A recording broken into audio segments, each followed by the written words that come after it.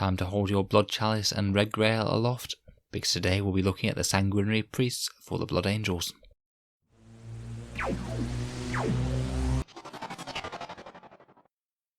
Hello and welcome back to Auspex Tactics, the strategy focused 40k channel, where we like to look at tips and tricks for leading your Imperial forces to victory on the tabletops of the 41st millennium.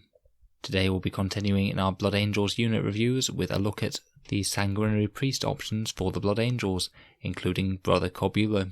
We'll look at their data sheets, any obvious buffs or synergies that we can put on them on the table, and how I would use them in a game of 40k.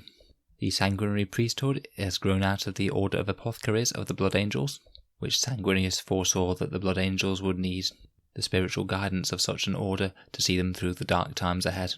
The Blood Angels' Sanguinary Priests fulfill a similar role to their chaplains, providing them with moral and spiritual guidance, as well as maintaining the chapter's gene seed. They carry blood chalices, which are the symbols of office, presented to them by Sanguinius. Brother Corbulo, the Sanguinary High Priest, carries the blood chalice, the relic that collected Sanguinius' blood when he died far back in the Horus Heresy. When nearby this saintly relic, the Blood Angels are inexplicably ferocious and reinvigorated, never tiring despite how long a battle may rage. So let's see what the impact of this priesthood can be on the tabletop. Now I believe that we have 3 different datasheets to represent different Sanguinary Priests. The core datasheet was actually replaced in Blood of Baal to make sure that they can still take jump packs, which is a pretty iconic aspect for a Blood Angels army. We have Sanguinary Novitiates in the Elite section, which function more as apothecaries, and we've got Brother Corbulo, the special character that we've mentioned, the High Priest of the Sanguinary Priesthood. So let's take a look at the base Sanguinary Priest first. At base he'll cost you 60 points, and if you give him a jump pack he'll cost 70 points. He's got a middling marine character stat line, so a movement of 6 unless he has the jump pack, weapon skill 2 up, ballistic skill 3 up, strength and toughness 4, 4 wounds, 3 attacks, leadership 9 and a 3 up save. At base he has a bolt pistol and chainsword and frag and crack grenades, and he doesn't have any option to swap out for more fancy war gear, so he's very much going to be a buffing character mainly. He has Angels of Death, giving him access to Shock Assault for the extra attack on the charge, so he'll typically be hitting with 5 attacks with that chainsword, and Combat Doctrines, which might help out when he's in Assault Doctrine. Like normal apothecaries, he has the option to either heal a infantry or biker model, or hopefully regenerate a slain model to the unit, just like regular apothecaries. This is going to be particularly useful on multi-wound infantry units or potentially healing characters. Things like aggressors or intercessors or sanguinary guard are really going to like to have him around for this ability. Putting powerful expensive models back on the table is very useful, as is restoring models to their full health. Unlike apothecaries though, Sanguinary Priests have an additional bonus, which is the blood chalice. This gives a flat strength increase of 1 to any Blood Angels infantry and biker units that are nearby him, which can really amp up their close combat prowess. This is most notable when you're using it on something that's either strength 4 or strength 8. Going from strength 4 to strength 5 means that you'll be wounding all toughness 4 infantry on 2s with Red Thirst, and wounding any toughness 8 vehicles on 4s with the Red Thirst as well, so that will mean that you're wounding everything really quite well. If you use it on a strength 8 model, then it will put them up to strength 9, and this means that you'll be wounding things like knights on 2s in close combat, which is very nasty indeed. This is a really solid buff just on its own, even if we're not taking him to be a character healer or wound restorer on big units. The things I could see this best used on would be, say, a jump pack Sanguinary Priest dropping down alongside a big unit of Sanguinary Guard with Onkarman swords. The swords are great, but suffer from being only strength 4. By turning them up to strength 5, they'll be able to do very solid damage to basically any target in the game. Similarly, this will really help things like Death Company armed with chainswords, as we're in the crazy world where each Death Company person can be putting out 6 or more attacks with chainswords on the charge, making all of those strength 4 attacks into strength 5 when they're +1 to wound, means they'll have every chance of decimating vehicles and infantry alike, even with just their base AP nothing profile. I think that the option to take the jump pack is usually worth taking, particularly as you'll often want to be dropping this guy alongside deep striking Blood Angels units such as Sanguinary Guard or Death Company. If we move on now, the Sanguinary Novitiate is essentially the exact same profile as an apothecary. He only costs 50 points, can't take a jump pack, and hits on 3s rather than 2s. He'll be slightly more points efficient than the Sanguinary Priest if you want him to just literally put some wounds back on some injured units. I could maybe see him being run alongside Terminators from a Land Raider, or marching up the board alongside aggressors. But personally, I think that if you've got the HQ choices free, I'd certainly pay the extra 10 or 20 points to make him into a Sanguinary Priest. That +1 strength aura is really solid on Blood Angels, and I'd say it's probably stronger than the healing abilities that the Apothecaries are mainly known for. Not being able to take a jump pack also hurts this guy, as does being an elite's choice rather than an HQ, meaning he can't help to fill out battalions. Finally, we come on to Brother Corbulo, who's received a points drop since the Codex came out, which means he's now 83 points, so 23 points more expensive than the Sanguinary Priest who doesn't have the jump pack. What do you get for that points investment? Well, his ballistic skill goes up to 2 up for what it's worth with his bolt pistol. He goes up to 5 wounds and 4 attacks, so a little bit more fighty and survivable. And he gets to replace his chainsword with Heaven's Teeth, which is a strength +1 AP -1 weapon, but it doesn't give you the additional attack that chainswords do. Overall, I'd say that that's a slight upgrade against most targets, particularly as you essentially get that extra attack on his profile base included anyway. He's still certainly not going to be tangling with other series melee characters, however.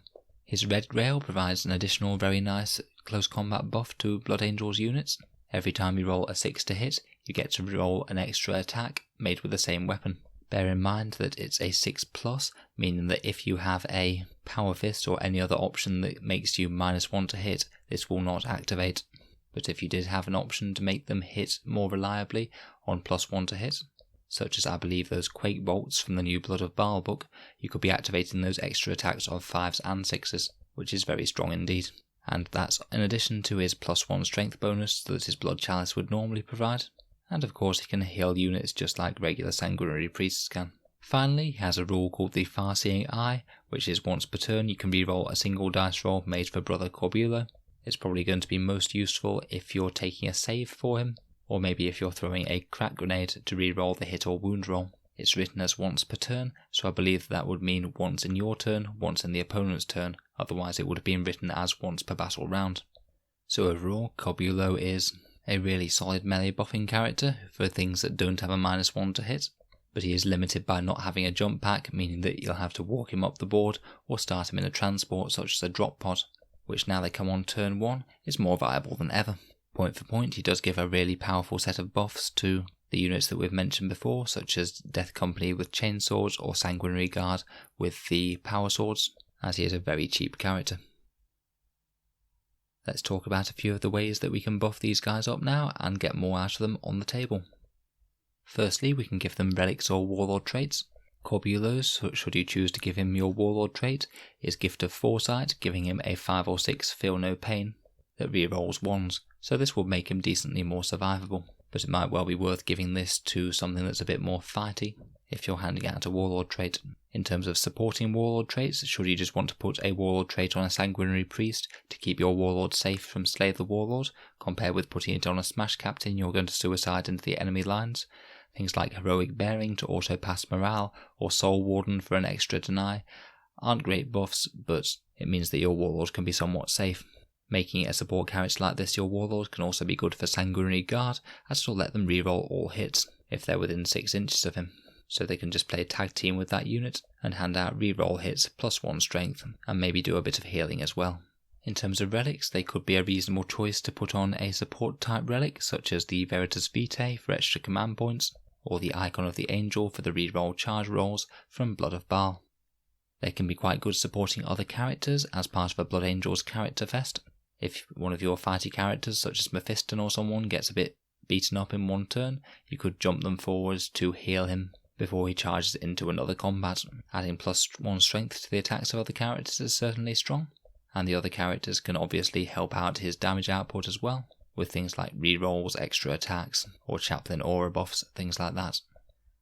In terms of stratagems, the Sanguinary Priest will have all sorts of options if he chooses a jump pack, as Blood Angels have a lot of jump pack related stratagems.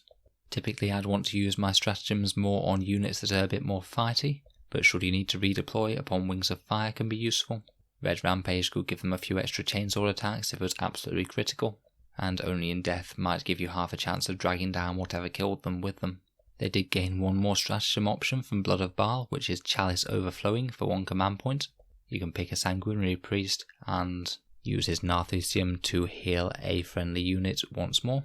So you could potentially get a unit back up and then restore it to full health, or restore a unit to full health and then have the chance of getting another model back up. Could potentially be worth it if you're dealing with very expensive models such as Sanguinary Guard or Aggressors or something, or if you really want to soup up one of your very injured Blood Angels characters all the way back to full health. Situational, but worth bearing in mind in my opinion. So let's take a look at how I'd field these guys on the table. In terms of the Sanguinary Novitiate, the Apothecary, I probably just wouldn't field him and I'd take Sanguinary Priests instead. I think that just paying an extra 10 points for a +1 strength aura is almost always going to be fantastically worth it in a Blood Angels army. In terms of the base Sanguinary Priest, I would typically want to field him with a jump pack, as extra movement for 10 inches is usually a good idea, allowing him to get where he needs to be to deliver that buff aura, or heal models potentially. As I said, I'd typically be wanting to drop him down alongside Sanguinary Guard or Death Company, or something else scary coming out of Deep Strike, to hand out that +1 strength buff, particularly to any strength 4 models. On the other hand, I could see them also advancing alongside some Intercessors or Aggressors to hand out the same buff and maybe get some more of them back up and into the fight as they go along. If I was running them without a jump pack, I'd strongly think about putting them in a drop pod alongside some nasty elite infantry for a first turn charge. This could be particularly brutal if you combine a priest alongside a bunch of Death Company coming out of a drop pod on turn 1. 9 Death Company with chainswords will give you a nice 45 attacks on the charge, plus the additional ones that the priest gets himself, and if they're strength 5, then that's going to put a real dent in any enemy infantry that get in the way. Brother Corbulo is certainly a really decent option to do this with as well. Obviously slightly more expensive, but slightly better in close combat, and he adds a further layer of buffs to the unit with the extra hits on 6s, which is equivalent to a 1/6 damage increase on top of that already very nice strength increase. I do think that he is a potential solid option when you're putting him in a drop pod. Once your forces have connected with the enemy, I'd weigh up the advantage of keeping the buff near the unit versus using the priest to disrupt and distract other enemy units, potentially locking up heavy shooting units such as tanks, which he might be able to reach with a jump pack when he's near the enemy lines. I certainly wouldn't expect him to achieve any wonders in close combat myself. He is very much a buffing character, but he could be just another threat that the opponent needs to deal with, unless they want their heavy guns tied up and not shooting next turn. So the Sanguinary Priests do have a lot of competition in the Blood Angels Codex. There are all sorts of units that can buff units coming out of Deep Strike, and a lot of these can also hit very hard themselves as well. Things like Captains, Jump Lieutenants, the Sanguinor, or Sanguinary Ancients are all really solid options, and you can only invest in so many of them to buff your Blood Angels Deep Strike units before it comes better just to have more of those Deep Strike units in the first place. I'd say the Priest and Brother Corbulo do compete decently with these options, particularly if you're thinking about using Sanguinary Guard with swords or Death Company with chainswords or power swords. If your army didn't already have a source of reroll ones to hit, then I'd probably choose a Captain with Power Fist or something similar before I'd choose the Sanguinary Priest, purely because the Captain can get a lot of work done in close combat himself as well. But provided you already had some sort of source of rerolls, then I'd have absolutely no problem at all with including this guy in to buff those very scary Blood Angels threats. Let me know your thoughts down in the comments below. On making this video, Brother Corbulo really has surprised me as how viable an option he is and how much he does add to a unit. I definitely think that the idea of dropping him with some Death Company in a drop pod turn 1 is a lot more appealing than I thought it would be. Please let me know if I've made any mistakes or errors in this video as always. Feel free to subscribe if you'd like to see more like this, or to support me on Patreon if you are enjoying all the Blood Angels content. Thanks again for listening, I'll see you guys next time.